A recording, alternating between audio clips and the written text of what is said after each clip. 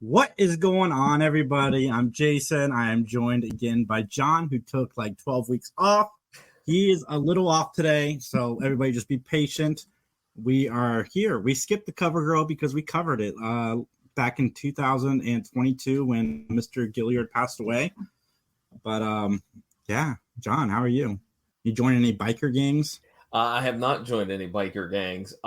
Actually, there is a side note that I'll bring up to that in a minute. But yeah, I want to say it's great to be back. Last week was not here, was on vacation, came back, just needed to recharge the batteries, visit mom and stepdad and whatnot. So it's great to be back in the saddle and pumping out some great content.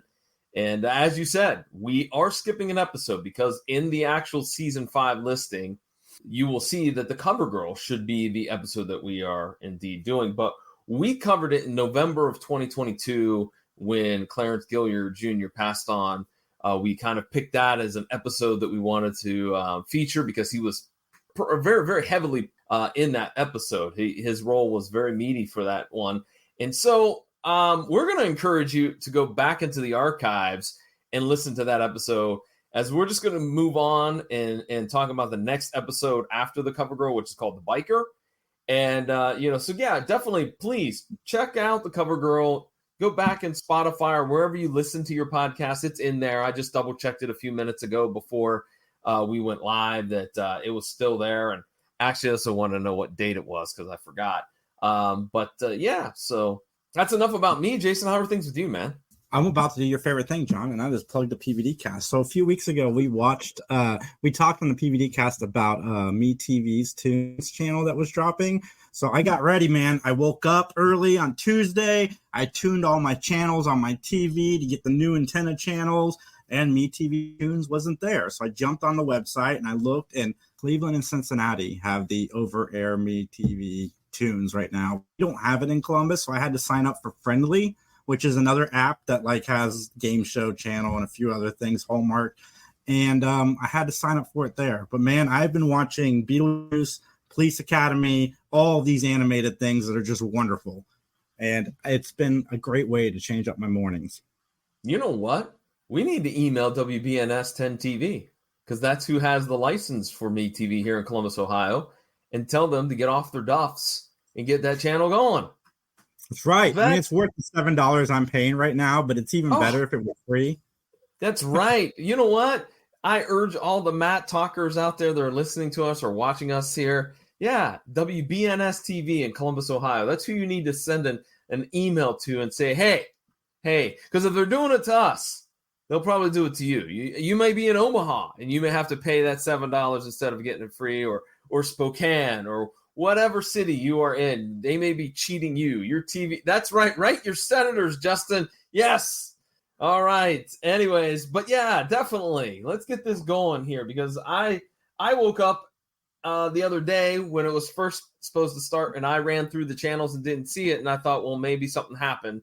And then later on that day, you had texted me and gave me the 411, and that's crappy, man. That's crappy. A lot of real Ghostbusters, lots of Inspector Gadget. I watched Captain Planet for the first time since the 90s, and it's rated IE. So I'm watching it, and I'm like, is that Jeff Goldblum's voice on Captain Planet? Yeah, it was sure enough Goldblum's voice.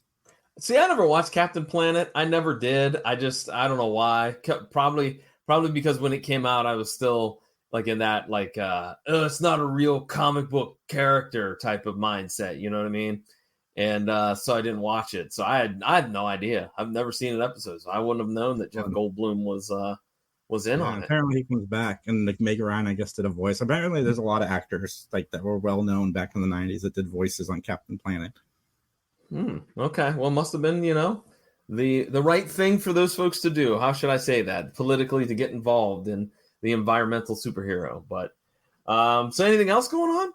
I watched probably the first rom-com that I didn't love. My review is going up on 3 weeks sometime tonight. But I watched A Family Affair on Netflix. It's like the new great cast. Zac Efron, Nicole Kidman, Joey King, Kathy Bates, all in this movie. Everybody in this movie is great except for I love Zac Efron. I think he's a very funny dude. 17 Again is a very underrated comedy. I loved him in Neighbors. but man, his character is just unlikable.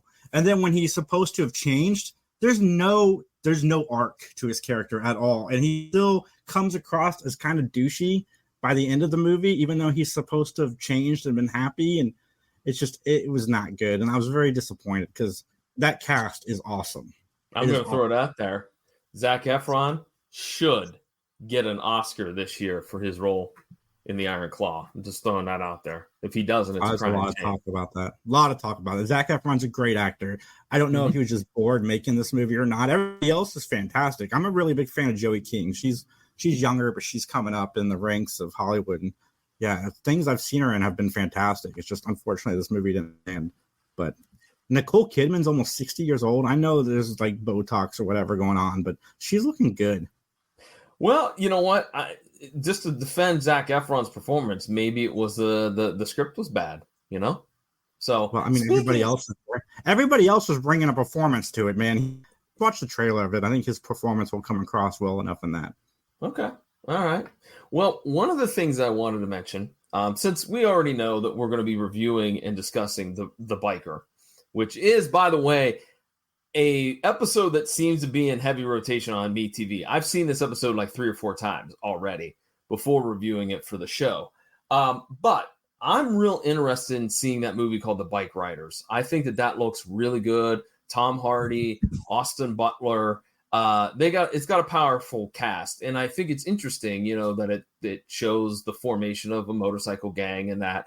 However, I just read something today, and I guess I never thought about this, but apparently, like, the head of one of those motorcycle organizations listed a statement that people are cosplaying bikers when they go to see this movie. And it's like, no, you can't do that. Like, people are wearing their vests and the patches. And like this dude that's the head of, I forget if it's the Hells Angels or who it is, came out and said, yeah, you can't be doing that. You should not do that because it might end up badly for you, you know? And I was like, wow, I guess there's people out there that would do that, I guess. But I just kind of was like, really? I mean, I get sci-fi movies and superhero movies you cosplay, but just a regular, ordinary, you know, period piece. Like, I guess it's something that's happening because, I mean, otherwise, why would this guy say that? All right, Jason, are you ready to talk about the Biker? By the way, are you ready? I'm ready, John. All right, let's go ahead and gonna get on into it. Let's start off with our opening statement. Well, the Biker originally aired November 27th of 1990. And we have 3 guest stars that I would like to mention. And by no means was it purposely done. It's accidental that all 3 of these guest stars have the first name of Steve or Steven. But let's talk about Stephen Nichols. He'll be playing the role of Cliff Lockwood. Now, you may know him as Stephen Patch Johnson on Days of Our Lives. He was basically a Dollar Tree Snake Plissken. He wore an eye patch and the whole 9 yards. He also played the role of Tucker McCall, on Young and Restless, Stephen Cassadine on General Hospital, Matt Cain on Empty Nest, and interesting side note about Mr. Stephen Nichols, he's a Dayton, Ohio man. Yeah, born and raised in Dayton. Well, I hope he plays much more likable characters than all of those other things. Yeah, well, yeah. Like I said, I recognized him from Days of Our Lives. I was like, that's the guy that was kind of like, yeah, it was Nick Fury-ish. Anyways, anything else you want to throw in there for Mr. Nichols? Dude, he's still hanging on there with Days of Our Lives. Oh, I know. Episodes, good Lord. I know. And you know what? Still going. Here's a question my mother asked about this, and I'm pretty sure. Isn't Days of Our Lives totally on Peacock now? It's not on NBC, correct? Yeah, it's streaming for sure now. I think it is. Yeah, I was gonna say I'm pretty sure that they were it was streaming only. So, all right. Well, then let's move on to our next guest star, gentleman by the name of Steve Easton. He will be playing the role of Steve Miller. You may know him as umpire in Austin Powers' The Spy Who Shagged Me. You may also know him as policeman on Nightmare on Elm Street. I want you to tell me. Did you recognize him, or is it just I've never seen Nightmare on Elm Street? So help me out. Is policeman a big role or not a very big role? That's Nightmare on Elm Street 2, and there's multiple policemen in all of the Nightmare on Elm Street movies. I have no idea. Okay, all right. I'm sorry, it was 2. I left off the 2. My bad. He was also Eddie Circati in Field of Dreams, Guard Falzon in Con Air. More recently, he was Judge John Pollock in The Killers of the Flower Moon, Bill Bennett in Dexter, Cormac Sullivan on the show In Plain Sight, and about another 20 or 30 different roles for him. So there you go for Mr. Easton. He, again, will be playing the role of Steve Miller because, again, we don't have enough Steves mentioned in this episode. So we need all the Steves. I think that should be our hashtag for this episode. Hashtag all the Steves. All right, then let's finish off with our last Steve, Stephen Meadows. He will be playing the role of Nicky Tower. You may know him as Boom Boom from the movie V.I. Warshawski, the character Michael in the movie The End of Innocence, Calvin Collier on Friday the 13th, the television series, Patrick London on One Life to Live, Peter Flint on Santa Barbara, and a host of other roles in his career. So what do you think about Mr. Meadows and his resume of... It's funny. I pull these people up in IMDb as we talk, and as soon as I see 1999 is the last time he acted in something, I panic and I scroll back to the top. He is still with us. So I'm watching something on YouTube about 10 shows that were canceled in the 90s, and the show Nowhere Man came up, and he was in that show. I'm seeing on the IMDb page here. Nowhere Man. That vaguely rings a bell. Yeah, lasted one season. Okay. What else? Just as a side note, what do you remember anything else that was on that list? No, some alien show that ABC decided to go with instead of Third Rock from the Sun. It looked awful. Was that Alien Nation? No. It had like an alien that was very reminiscent to Stewie from Family Guy before Family Guy. He's trying to kill his babysitter with lasers. Oh my God. I don't even. Okay. Well, that'll be for some more time later to research, but all right, Jason, with that, I have a question for you, as I do every episode. Sir, can I get you to give your opinion, solely your opinion, and only your honest opinion, so help you? Let's testify. Let's testify.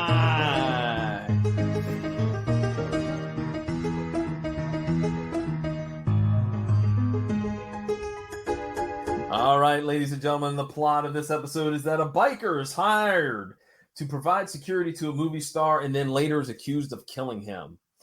So our opening scene is just basically a bunch of shots of a motorcycle. They kept it simple this time.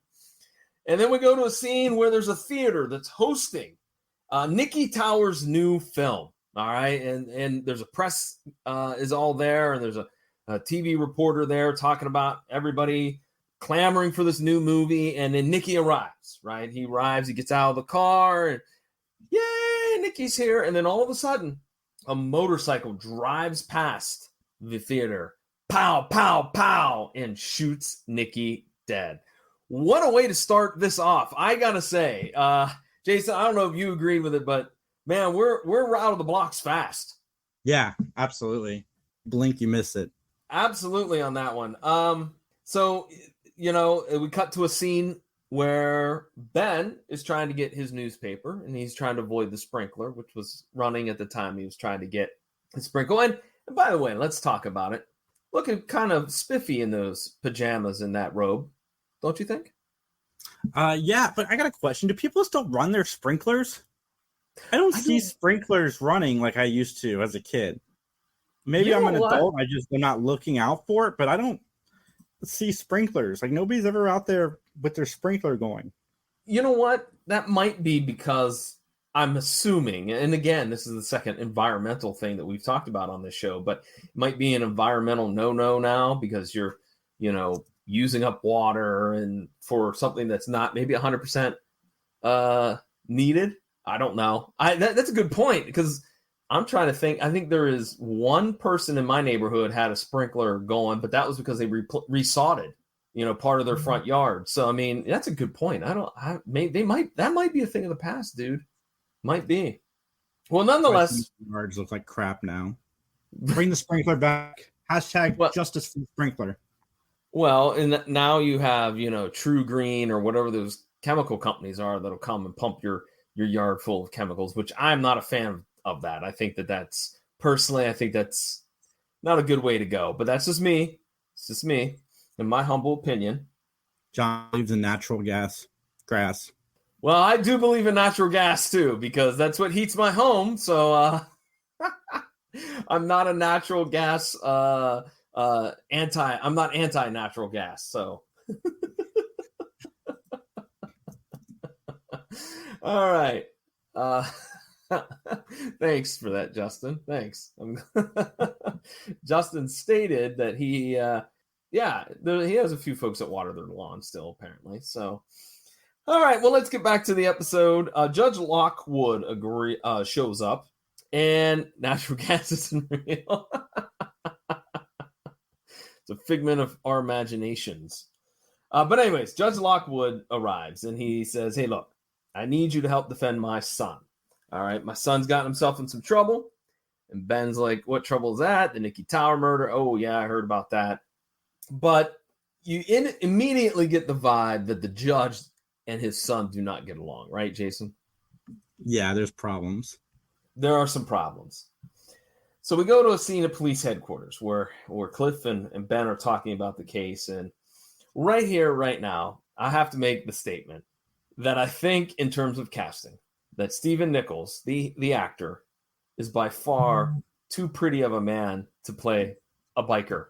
I'm just saying it. I'm sorry. I'm not trying to stereotype people that are bikers. I really am not. I'm just saying he looks very pretty for a guy that's supposedly this rough and tumble guy. He doesn't look rough and tumble. He looks very pretty. Jason, what say you?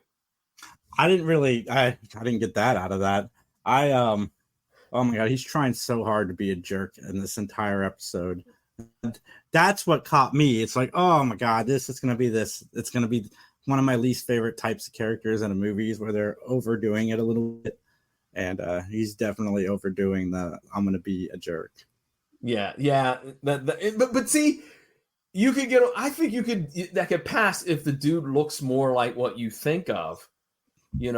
Like, here's the thing. Like, there's a scene, and I'm going to jump ahead. There's a scene outside the bar where Clarence has to keep Cliff from leaving, so he messes with his bike, right? And all those other guys that were playing bikers look like what you think of when you say bikers. And then they cut to Cliff, and you're like, this guy's like a male model.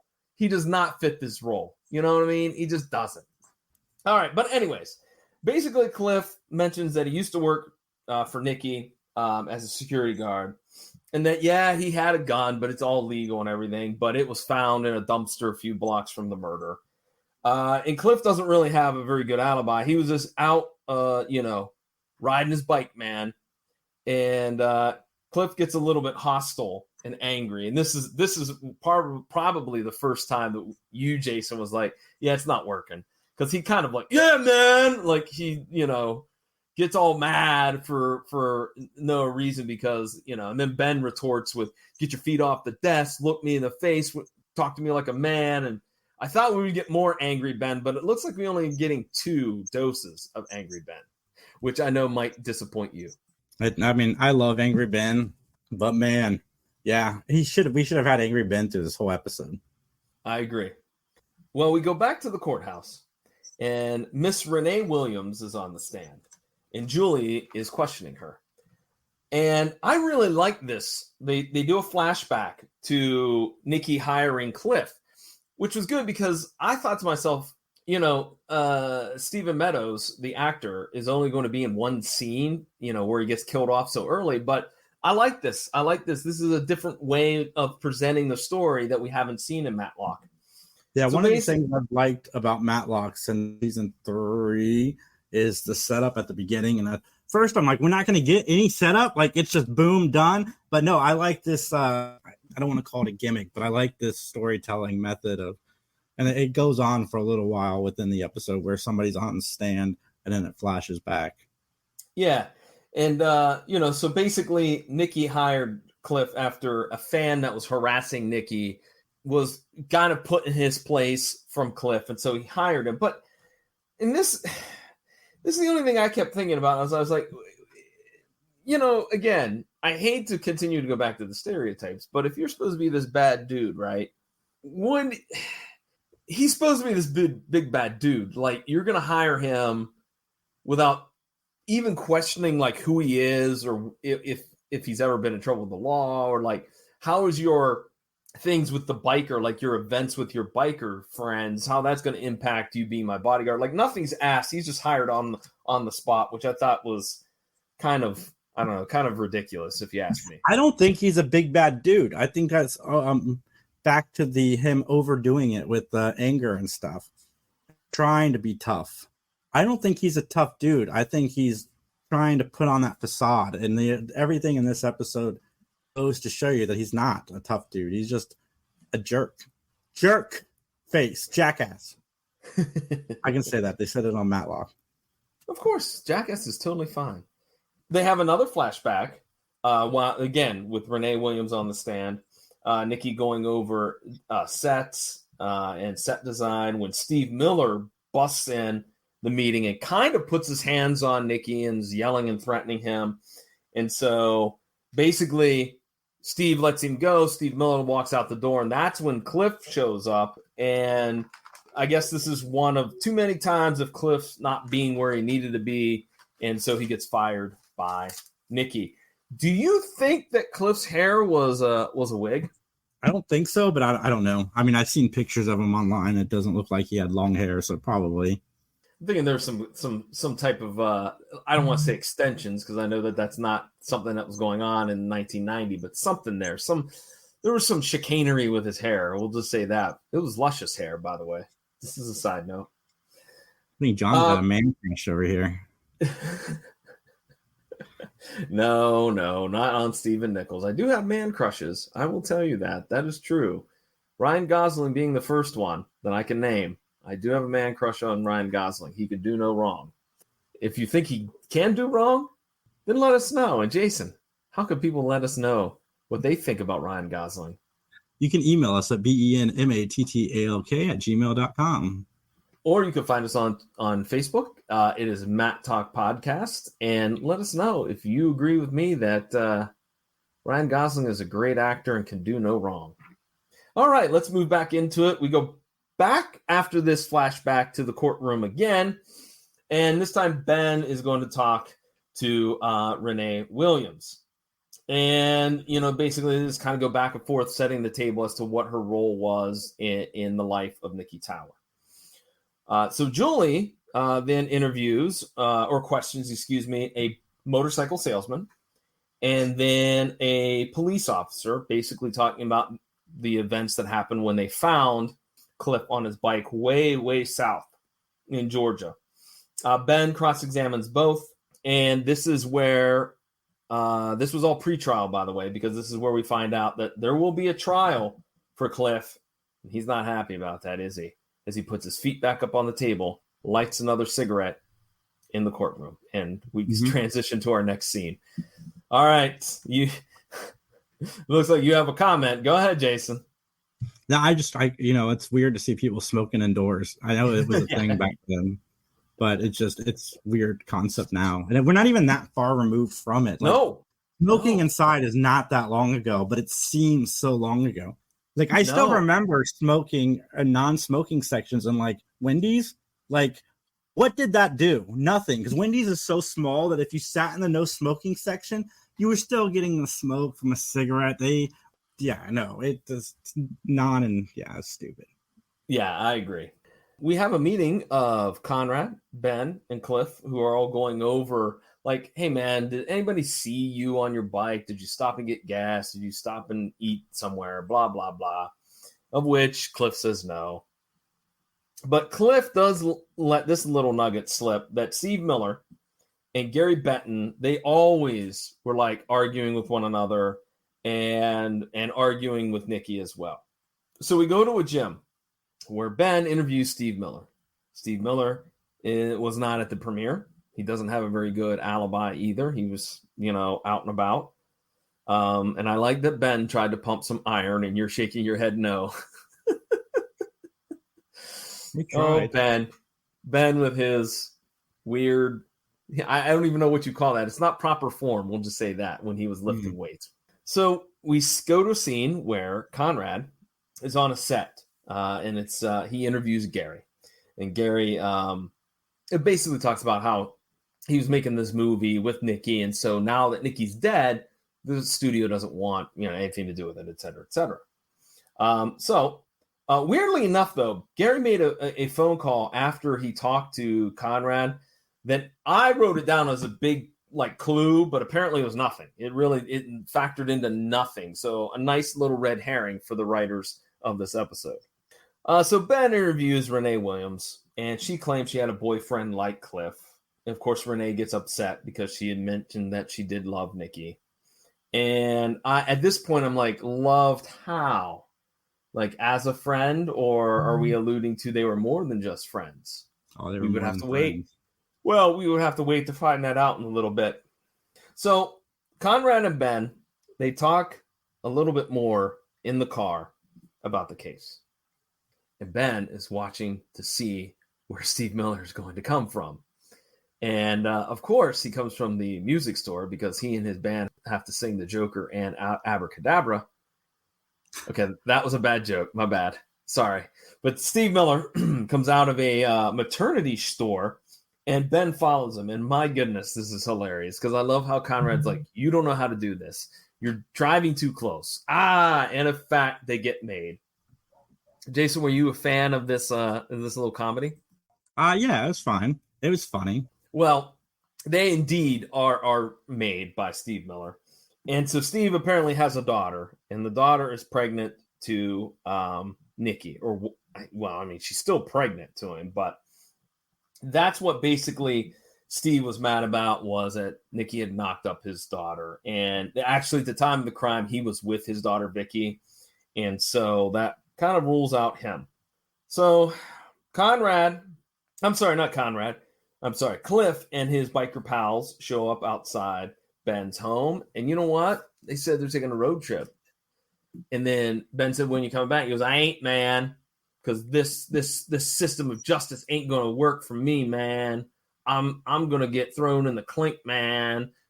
I'm taking liberties with his delivery. But Jason, what do you think about this scene here with all the bikers showing up? He's an idiot. If I was Ben, I just would have dropped him as a client, but I get it. He's friends with the guy's dad. He wants to help him out. But man, I've been like, you're stupid enough to run when you're charged with murder. Then you deserve to go to jail. Yeah. And then there's a scene that was a little bit heartwarming, I guess you could say, where Conrad and Ben talk about not letting Cliff go, because Conrad's like, man, haven't you ever been wild? No, Mom wouldn't let me. Man, I used to drink and fight and cuss and race cars and all that jazz. That's what Conrad's whole spiel was about. And his dad set him straight and everything else. Some of the other info that Conrad mentions to Ben is that Gary's alibi is a little bit shaky. Many people have said that he purposely, that Nikki purposely rewrote a lot of the script of that movie so it would be a dog. It would be absolutely awful. And then I didn't quite get some of this scene. I think this scene went way too long. Ben meets with Gary at this ritzy pool, right? Mm-hmm. This ritzy hotel at poolside.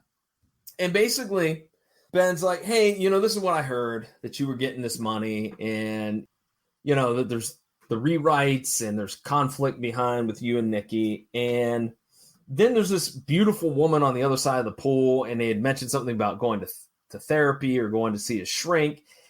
And it just got so muddled because then Ben was doing his juvenile Ben looking at butts of the young ladies in swimsuits, and it was a mess. And I thought this whole thing could have been trimmed down and much more concise. What say you? Oh, 100%. It could have been cut down to half the time easily. Yeah, is this true? Asking the things about Nikki, yes, yes, yes, or no. Okay, leave. Like, I didn't understand why we had to put all these beautiful women in this scene and whatnot. Like, I was like, what are we doing here, man? Conrad calls Ben and said that he found Cliff. And he's outside this bar. And Ben's like, don't let him leave. I'm on my way. And so Conrad messes with Cliff's bike. So when they all come out and Cliff tries to start his motorcycle, it doesn't run. But some dude that wanted to use the phone after Conrad used the phone pointed out, hey, that guy in the red car, he messed with your bike. And so a beatdown begins, if you will. Although not a very bad beatdown, but still, nonetheless, they start roughing him up. And then Ben rolls in there like he's going to hit somebody with the Crown Vic. Beep, beep, beep, beep, beep, beep, beep. Yeah, Ben rolls up like he's Batman. Yeah, exactly. Absolutely. And then there's the showdown. The second time we see Angry Ben, a showdown between Cliff and Ben. Get in the car. Get in the car. You ain't got a chance in hell if you don't have me. Get in the car. I don't know. I had mixed feelings on the scene. What say you? Again, Ben's trying way too hard for this. I'm sure he's not getting paid for it. I like, dude, he's an adult. Like, if he wants to be an idiot and run off and do biker things until he gets caught by the police and then for sure go to jail because they'll just use that against him, and that's his prerogative. But yeah, and like Ben talks some sense into him, like you knew that was going to happen, and he gets in the car and he plays the your dad would be so disappointed in you card, which I don't know, that we'll get to that later, but he doesn't seem to care about that either. No, he doesn't. So it's like, why even try to leverage that? So we go to a scene where Ben is watching footage of the murder, and Conrad stops by, with some apple pie. And Ben finds a clue by watching the tape over and over again. So we go to the courtroom, and I did write down, Cliff actually cleans up pretty well, does he not? Yeah, he did fine. He did. So we get the motorcycle salesman on the stand. Ben wants to introduce something into evidence. That would be the motorcycle that belongs to Cliff. And one of the bikers drives it into the courtroom, which I do like when Julie goes, we said you can bring it in, not write it in. That was really some good comedy. But seriously, wouldn't that courtroom be filled with exhaust fumes now? You know what I mean? Listen, John, they got a really good ventilation system in the courtroom in Atlanta in the 90s, and it's fine. No, absolutely, man. Like, videotape would be suffice, I would think. The fact, and the best part is they cut to a scene of the judge, and the judge just looks absolutely defeated. Like, he's like, all right, whatever, Ben. I thought that was hilarious. So basically, the big key evidence is a set of exhausts, double exhaust versus single exhaust. And basically, the motorcycle salesman says, I installed those double exhausts right before the murder. So like 6 weeks before the murder. So they were on there. And in the videotape, the bike that the individual was riding only had a single exhaust. So Renee Williams is called to the stand. Nikki had her taking care of all of his permits, insurance papers, all that jazz. So Cliff would have to, number one, mention that he had several guns, and number two, have to describe this motorcycle in detail, in which that information then was used in another shop way far away in another part of Georgia to rent a similar bike, just like Cliff's. Nikki gave Renee a bracelet, and what Ben found out was, and I think we've heard about this before in a previous episode from season 1, I believe, with Linda Pearl, interviewed a suspect, and I can't remember the name of the episode, where he did the same thing. Basically, this dude's a player. He's got that bracelet. He's got it. Basically, he's got a dozen of them with all the same inscriptions. That's some lovey-dovey stuff, man. And so Renee says how much, again, she loved Nikki. Ben doesn't believe it. Ben says, you know what you did? You rented this bike. You drove past. You shot Nikki. You parked it in a van, closed it up, You change clothes. You ended up back at the scene of the crime so that you could be there and you would have an alibi. And again, Renee says that's ridiculous. You're foolish, old man. But then Ben pulls out a photograph that a passerby, this is somebody who was in the crowd, and he shows Renee Williams, and it shows her from a far distance because this camera had a huge lens on it. And in the reflection of the window, you could see her with the gun and putting her helmet on. And there you go.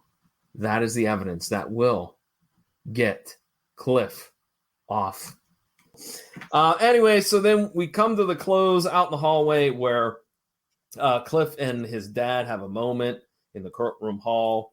And then as the biker is pulling the bike or pushing the bike out of the courtroom, he offers Ben a ride, and Ben says, "What the hell?" and jumps on the back of it. So that concludes the biker, and ladies and gentlemen. So, Jason, anything that we forgot? Anything else we need to discuss real quick?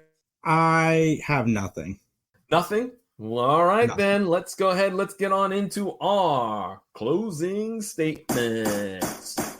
This is the podcast where John and I will rate the show on a gavel system. 1 gavel means we didn't like it. 5 gavels means that we loved it. And negative 27 gavels means we are no longer doing this show. We're going to focus on doing canceled shows that absolutely are awful for the rest of our lives.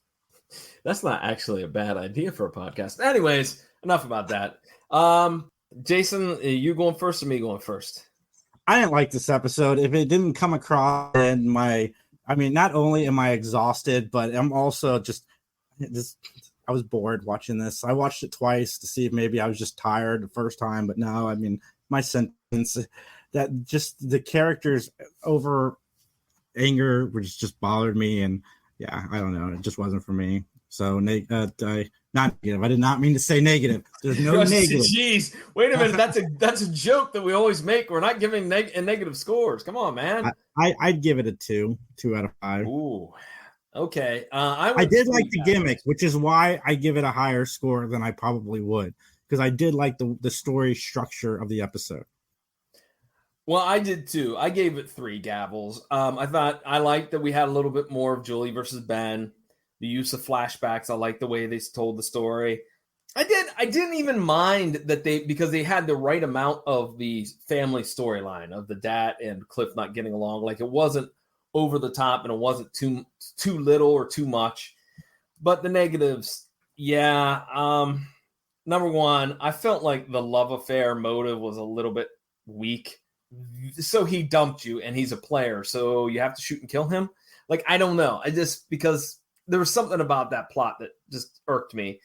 Cliff is way too pretty, as I said. And just randomly, they did skip over the fact, did Renee Williams know how to drive a motorcycle? Apparently she did. No explanation there. So, but I 3, like I said, it wasn't great. It wasn't terrible. It was right down the middle. Ergo, well, I gave it a 3. Jason, it's time to talk about our podcasting projects. What's happening with the 3 Geeks podcast?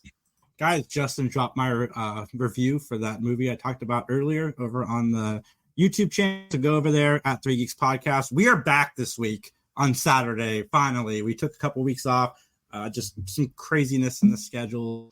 One of us went on vacation, forgot to tell everybody else. But anyway, it's fine. We're back next week. We might be doing Remake Revolution. We might not. I have no idea what is happening with that. But stay tuned, guys. It's going to be a lot of fun. The funny thing is, you gave me crap for taking a vacation, and now you're like, "Oh, we're back Saturday," because we've been off for a couple of weeks. I see how this works. It wasn't for me though. Like, me and Justin put in a college try. No, it's all good, man. It happens. I get it. I'm just messing around. But we did interview Burt Ward, and that should be coming out very, very soon. I got to re-record the intro to that episode, but yeah, that'll be coming out. Burt Ward, he's such a great guy. Like, sure, a lot of the stuff, especially when it comes to animals, has been a retread from the last couple times he was on. But, you know, he won an award from the president, which is really cool. And we get to talk to him about that. And some cool Batman stuff that we have not talked about yet that comes up. So, guys, definitely keep an eye out for that. Well, I, too, will be getting back in the saddle here this week, as there will be a new episode of the PVD cast dropping later on in the week. Yes, I took a vacation as well. So looking forward to being back on the airwaves, so to speak. So just check that out at pvdcast.com or wherever you find great podcasts. All right, Jason, should we get on out of here, man? We shall. All right, and as they say in court, nothing further. Probably should have tied up the closing music, guys. I'm so sorry. I had some issues. We'll talk soon. Bye.